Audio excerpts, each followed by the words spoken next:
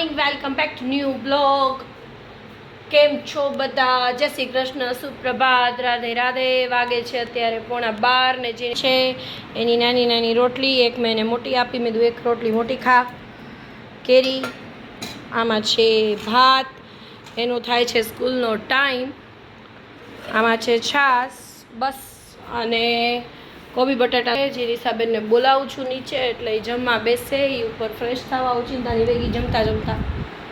જી નિશા, 11:15 ત્યાં નીચે આવો. હેલો બેટા. Hello all. વાગે છે સાંજના 4:15, 4:30ની આસપાસ. અમે જીનિસાની સ્કૂલે અમને મળવા બોલાવ્યા છે. 10th ચાલુ થયું છે ને, તો જઈએ છીએ. હું ને કેવું રાજ કેવું ને રજા છે, એટલે એને ગઈકાલે ચાલુ હતું, એટલે રવિવારે જે ચાલુ હતો અડધો દિવસ, એની બદલે એને એક વીકલી ઓફ આજે આપી દીધો છે.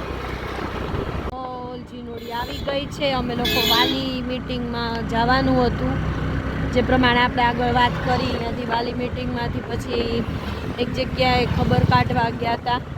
સાવ નજીકના જ છે, ઘર જ કહેવાય આમ તો, બરાબર. એવી જગ્યાએ ગયા હતા. સાવ નજીકની જ વ્યક્તિ છે, ત્યાં ખબર કાઢવા જવાનું હતું.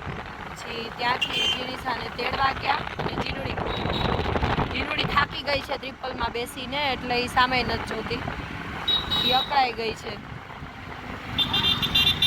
અને આ જો રાજકોટની અંદર હોર્ન ઉપર હોર્ન, એરોપ્લેન હોય ને એવી રીતે હોર્ન મારશે. હલાવતા હોય છકડો રિક્ષા.